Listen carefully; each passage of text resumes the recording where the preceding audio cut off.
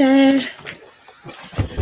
Good evening, everyone, and welcome to fresh episode of Atp Live Monday. All right. Good evening. Welcome to Atp Live. It's been a while, but it's good to be back. So let's just share the video first and invite everyone to join us. I'm going to do the same as well. For those who are new, welcome to Atp Live Monday. This is a program where you get to ask any questions that you may have about the health of your children, and you get answers immediately. All right.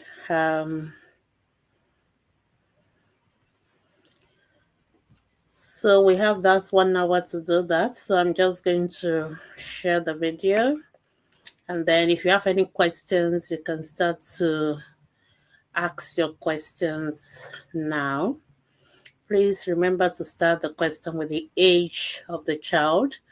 And remember to give just a quick summary of what your concerns is with the child.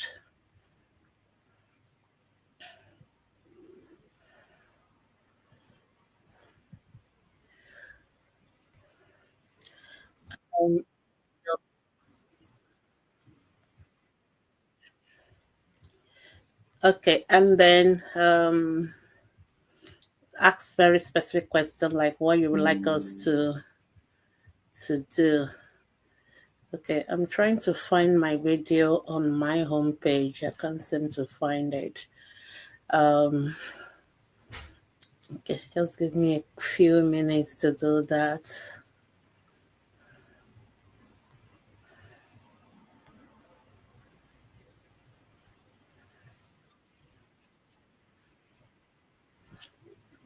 Okay.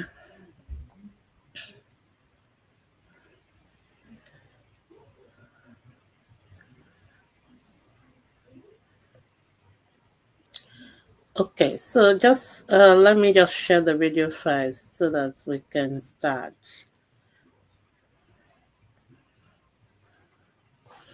Not quite sure why it's not showing on the page itself. Okay, let me just find a way to do it.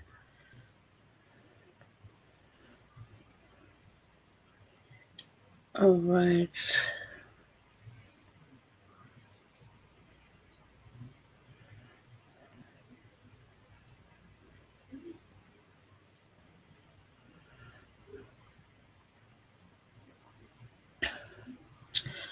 Okay, so anyway, welcome.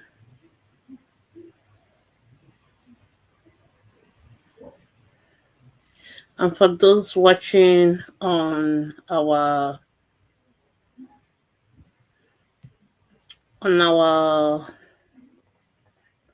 Instagram, YouTube, you can just drop your questions straight away under the video. But if you're watching on the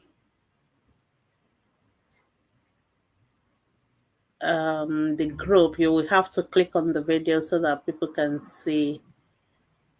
We can see your question that you asked. All right, welcome everyone. Let me try and use my phone to do the sharing. I don't understand what's happening on the Instagram. On the live end of things. It's looking different. All right. Let me check on Instagram. Instagram. I hope you can see me. Yeah, okay, I can see that I'm live on Instagram. All right, welcome everyone. I can see the question already on Instagram by Susie16. I'm not quite sure who went viral with this misinformation. It's unfortunately that misinformation is what tends to go viral rather than the real information. I don't know who you guys listen to, and because we've gotten these questions about mixing formula and in pap. I don't know which of the Instagram influencer has gone to say the usual stuff they normally say. Um, but that is misinformation. Um, and it's unfortunate we keep getting this question all the time about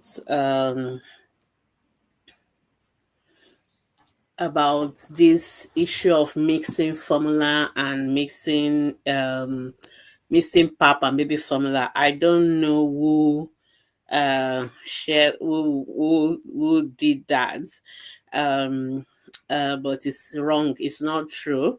Like you adding your baby's formula um to your baby's pap, there's nothing wrong with that. There's nothing wrong at all with it, so people should stop giving misinformation. That is why it's so important that you verify, you know who you listen to on social media.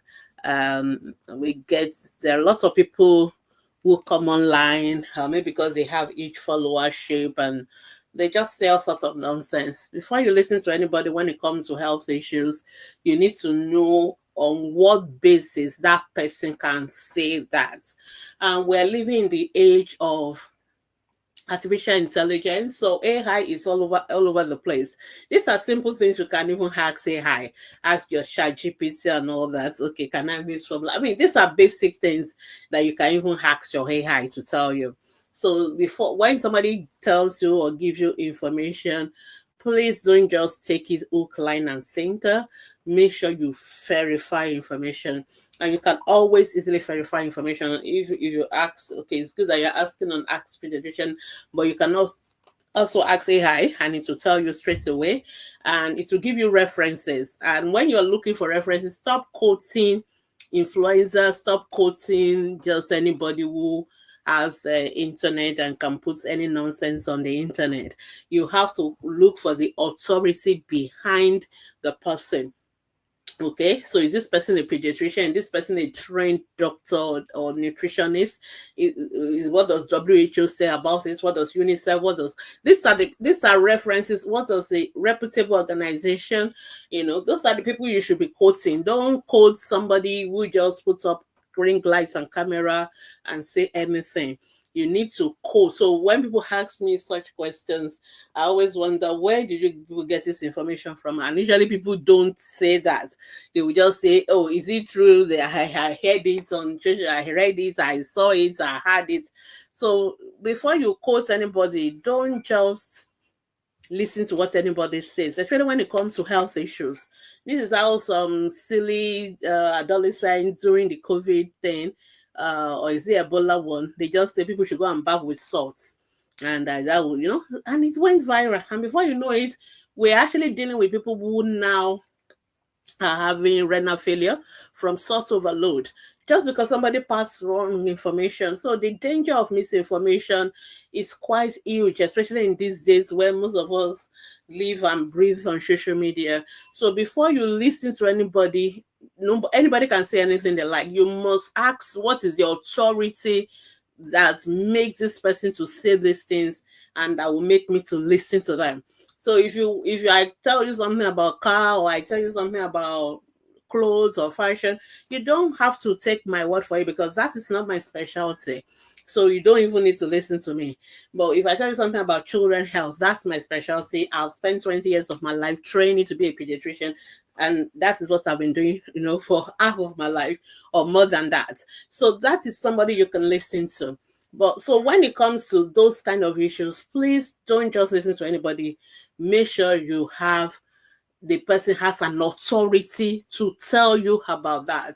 So I don't know who the person is, and I really wish somebody would tell me who that person is, because that person needs to be corrected, and the person should probably put on a rejoinder to say you have been giving people misinformation. There's nothing wrong with adding milk to your baby's pap. There's absolutely nothing wrong with doing that, and it does not cause any harm to any child in any way. So I hope that is clear. I've answered that question now for the past 2 weeks. I can't count maybe, and that's just even me, and I'm sure my colleagues are answering the same question all over the place, which means that whoever gave people that information must be somebody that most of you listen to, and it's just wrong information. Unfortunately, people tend to listen or tend to remember the wrong information more than the right information. Anyway, but please don't listen to such people. Always make sure you listen to the right people for the right issues. It's not everybody who can advise you on any issues. Unfortunately, these days, because of internet, all of us have mobile phone, all of us can put up ring lights. So all the TikTok influencer, the Instagram influencer, they just feel that they can just open their mouth and say anything, and people will listen to them. No, they you don't have to listen to people because maybe 5 million people are following them.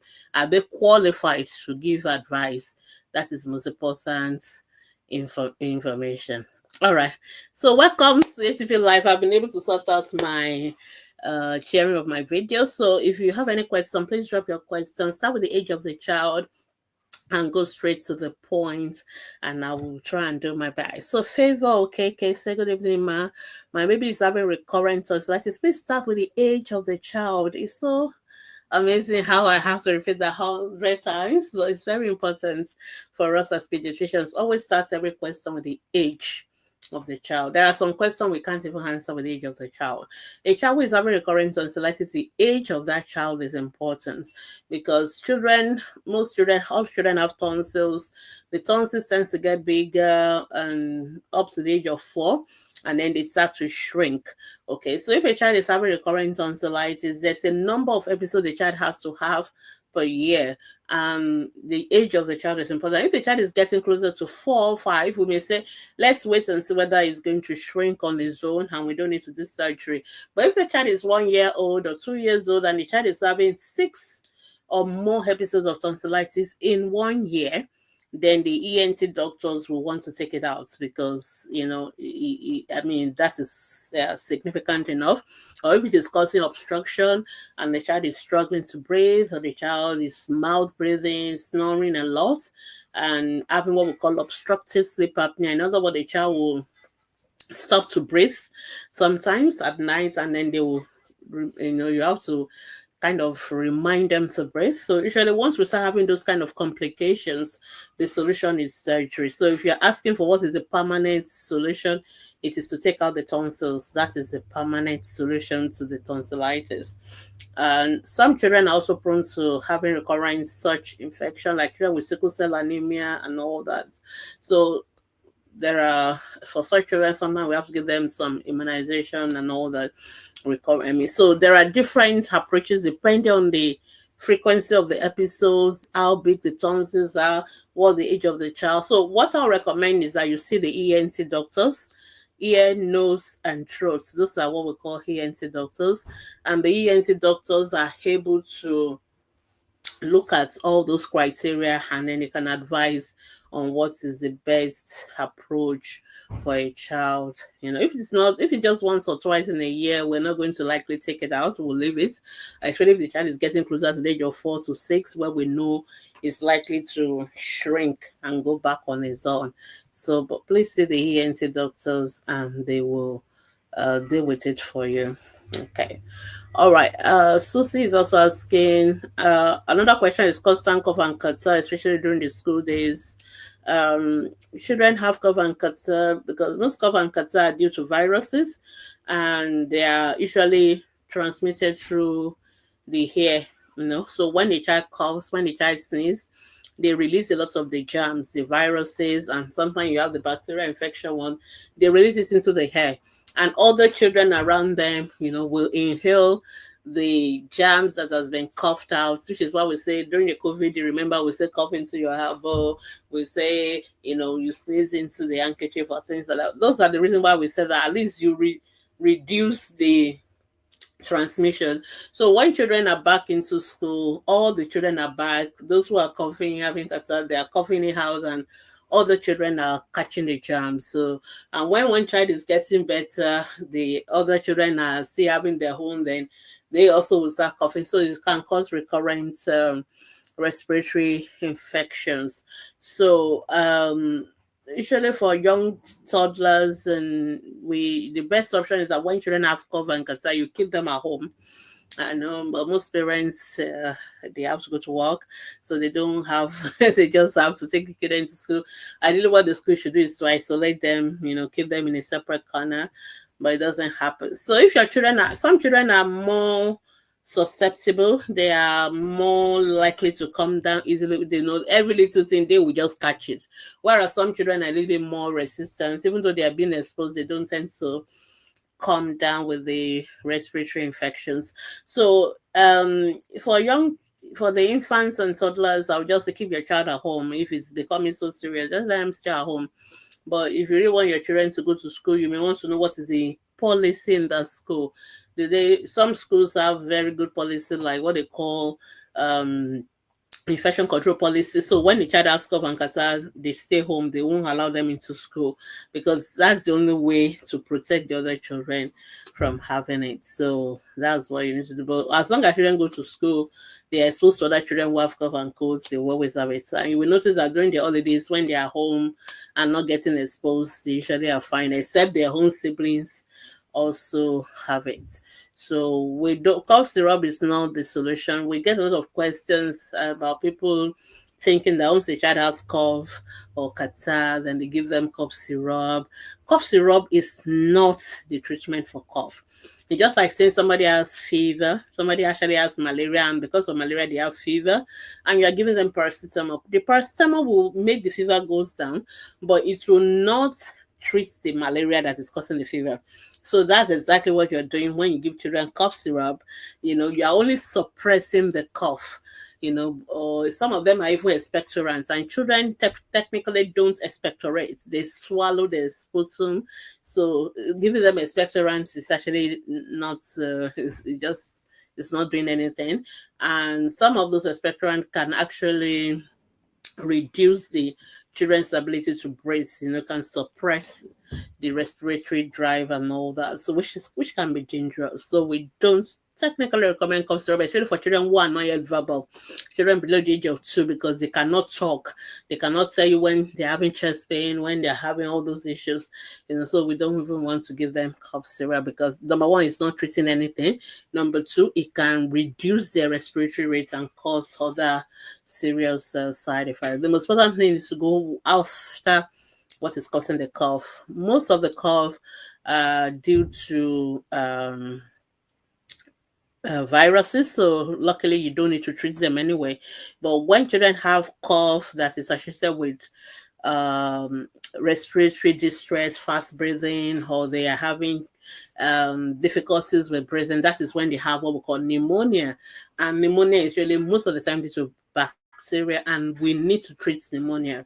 So we want children to cough. We want children to be able to. We want to be able to see the children when they're having difficulty with breathing, so that we can manage it properly. But if you suppress the cough and the child is having pneumonia, you won't even know, and then that can be very dangerous. But what kills the children is pneumonia, not just cough from viruses. So it's very important that we get that correctly.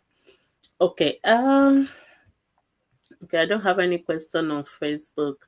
Facebook people, ask your questions, drop your questions. If you're watching on the group, please click on the video so that your questions can come to the page.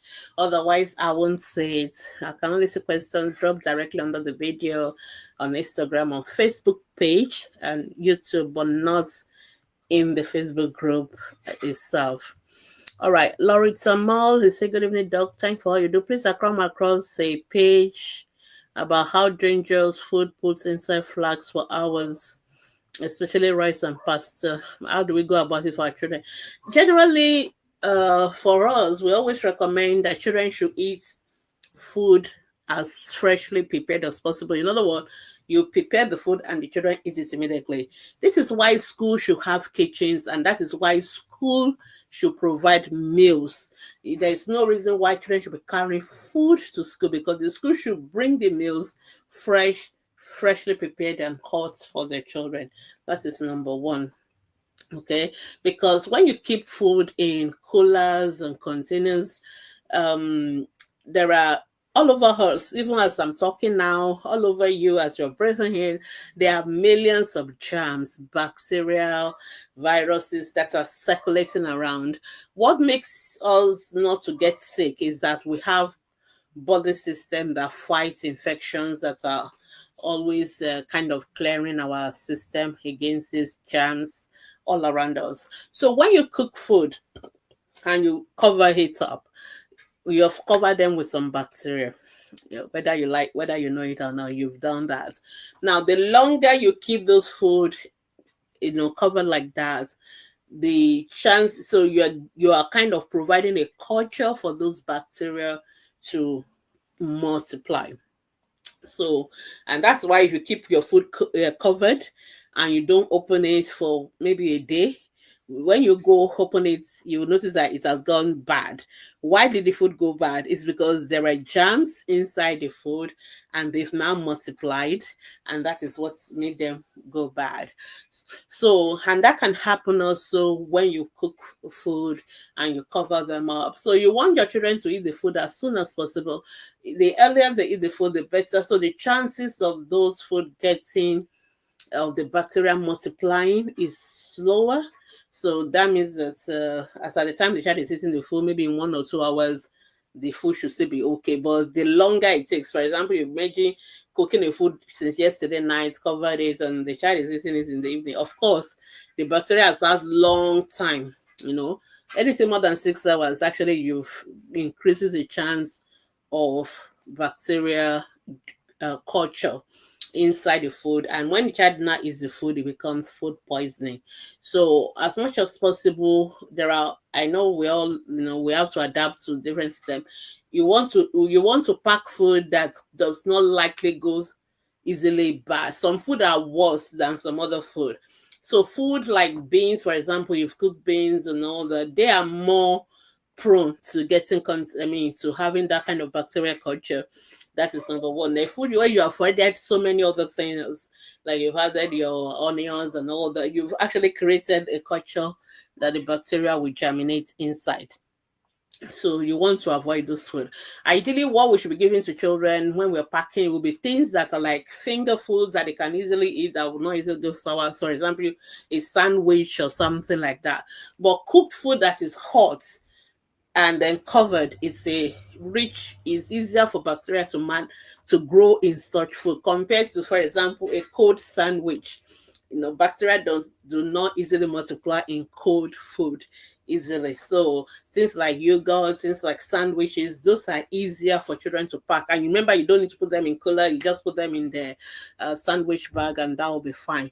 The alternative is for the school to provide meals. In most developed countries, you actually, the school will provide the meals, or you pack a sandwich, fruits, things like that. They are easier for, the chances of them getting contaminated and having bacteria multiplying in them, which will lead to what we call food poisoning, is usually less compared to that of cooked.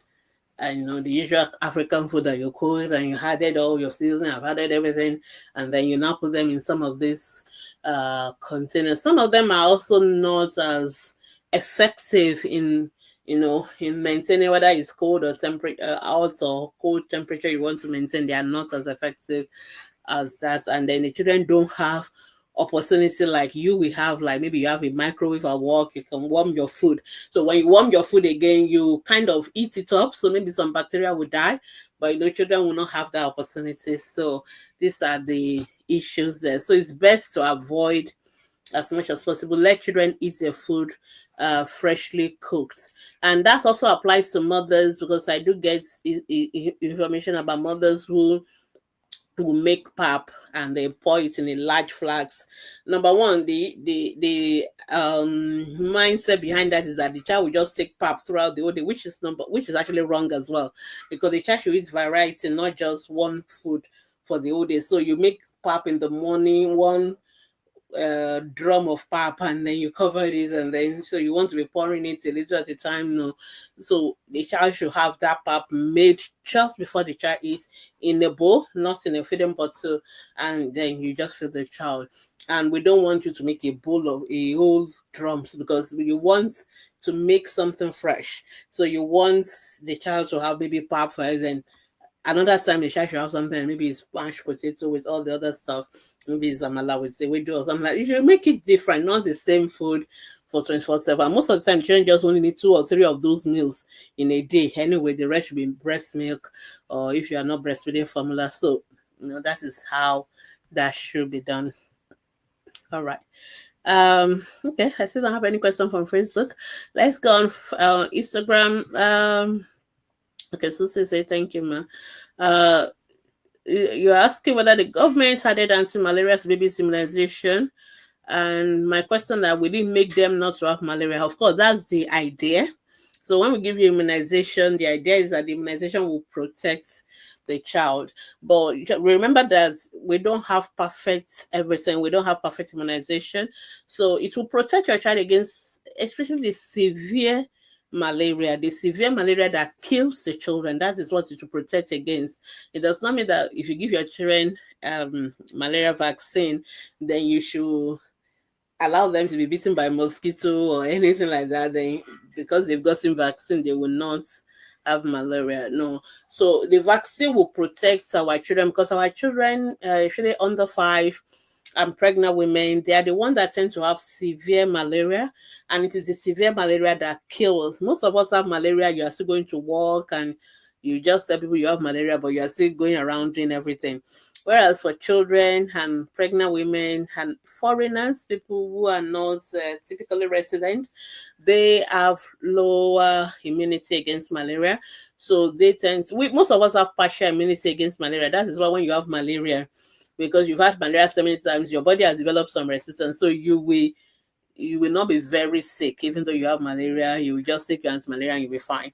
But for children and pregnant women, they have very low immunity against malaria. So when they get malaria, they tend to have what we call the severe or the complicated malaria. And those are the ones that kill people, that will kill the child or the mother. So those are the people that we want to prioritize for immunization. So immunization will protect them against the severe form of malaria. It does not mean they may never have malaria, but to protect them against the severe form of malaria, which is the cause of most of our malaria deaths anyway, and it's really for our under 5 children. Remember that these are new vaccines. We are still learning a lot about them. So it will take us time for us to be able to say how effective they are.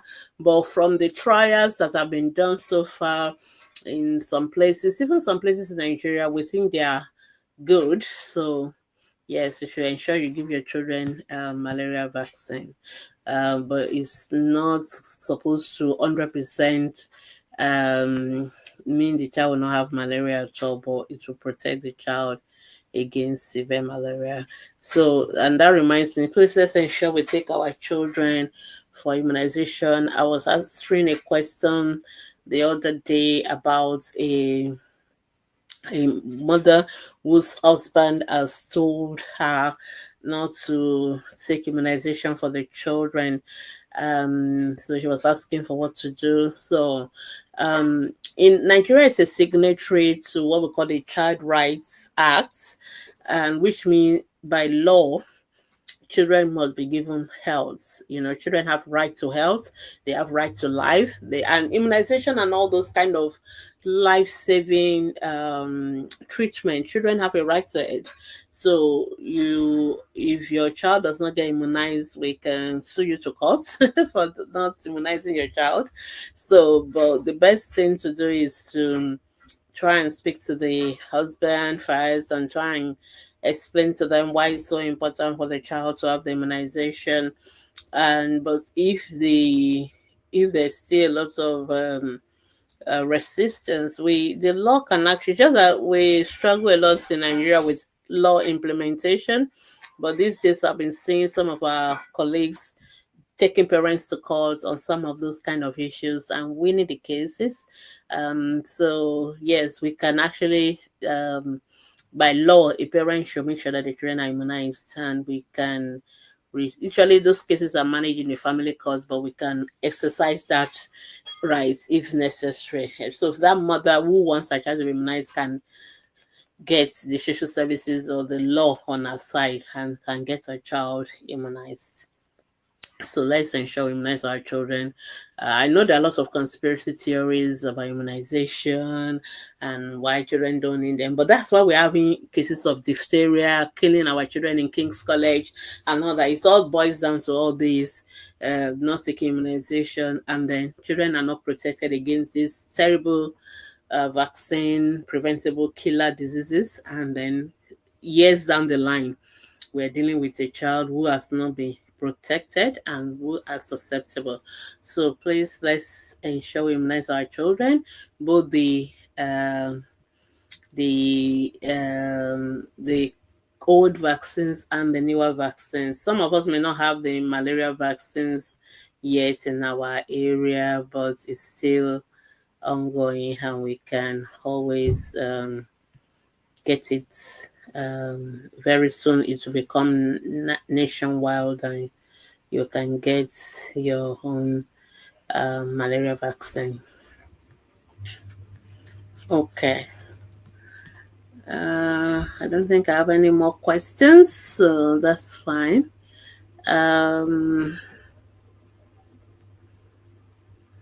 But if you have any questions, we still have more than just a little below half an hour to go. So feel free to ask your questions. And if you have any questions, you can, after the live session, you can always go to our Facebook group, Mondays to Saturdays, and you can post your questions there and we will try and answer them.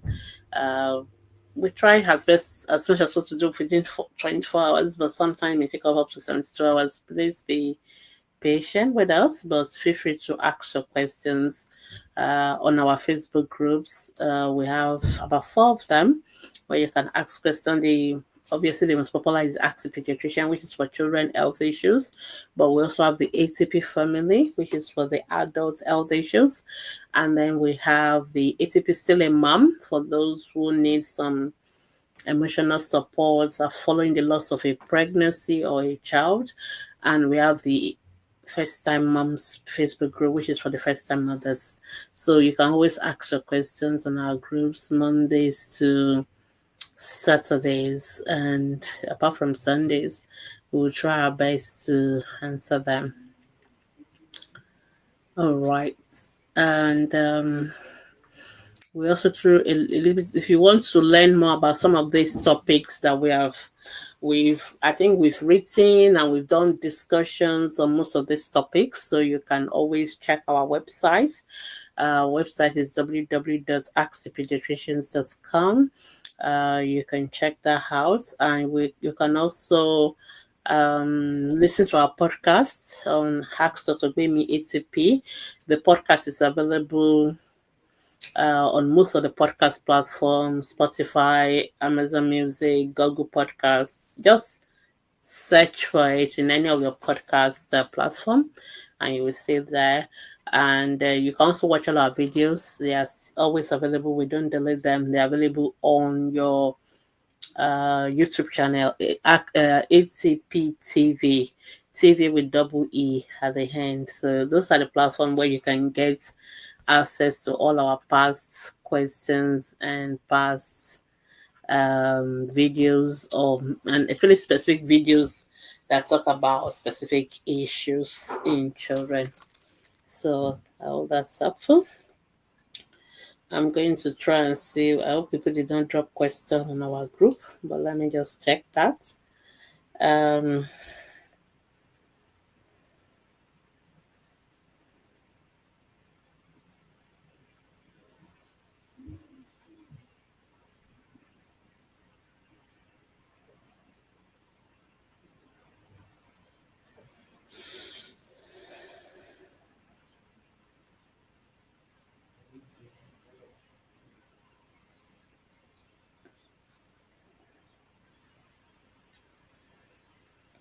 Okay.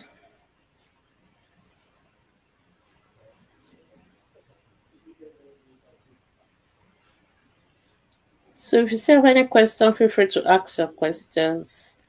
I'm just checking on the group that nobody has dropped a questions under the group, and then we couldn't say here because I don't seem to have many questions from Instagram today. So I mean from Facebook. So I'll just double checking that it's not like mhm, okay.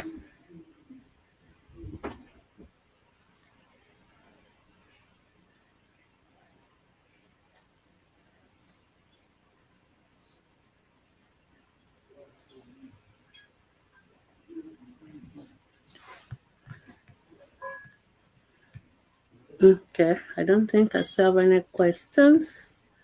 No worries. Um I just take a few of the other questions that we have in our group.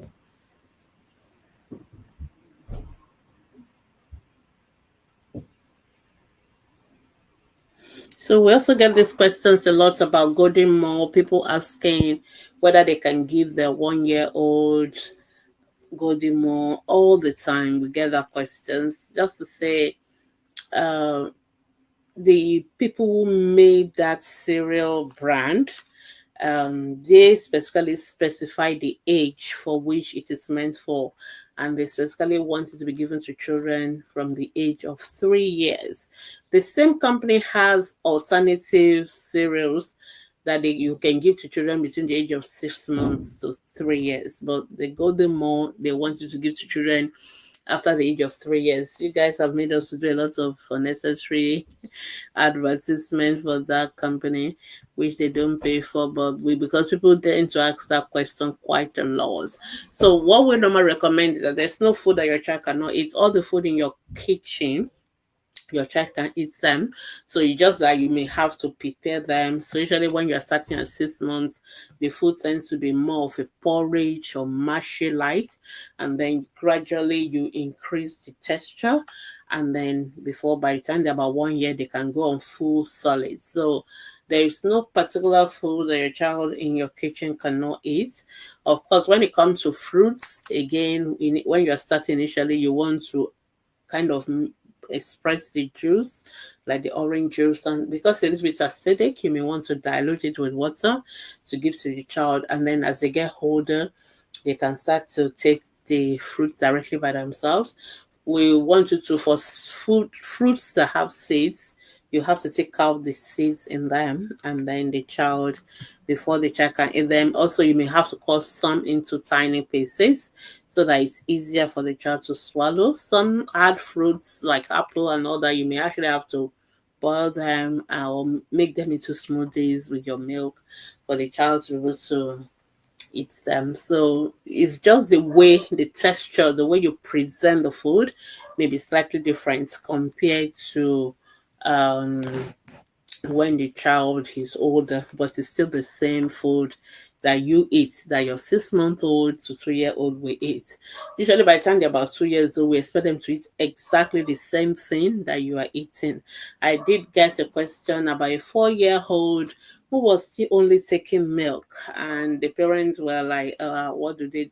I just felt that if a 4 year old is only taking milk, that is on the parents, because it means that either they didn't start complementary feeds on time, and or the because by that age you should have weaned up the child off milk bottles, especially for children that are still taking bottles at age of 4. That is really really extreme, and that's the first time I would say that kind of a question. So please, the goal is that by the age of 1 year you want the children to be on full solids. They can still suck breast, but you want them to be taking fully solid diets and not liquid milk. They will still need to drink milk until the age of 5 years because milk is the most important source of calcium for children. So we want children to take milk, but that is not their main meals. That is like an extra. Another very common question we get with respect to that is also this use of chocolate beverages like Milo, Bonvita, and all the rest of them, cocoa drinks. Um, People do ask whether children under the age of a 1 year old can take them. The answer is no.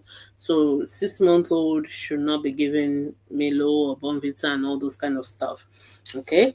The only beverage children under the age of 1 year should take is milk and water. That's the only beverage they should take. Don't give them any other beverage. Beverage just means things that you can drink. So the only beverage that children can take below the age of 1 year is milk and water. And when we talk about milk, it should be age appropriate milk. The best milk is still the breast milk. From 0 to 1 year is still breast milk.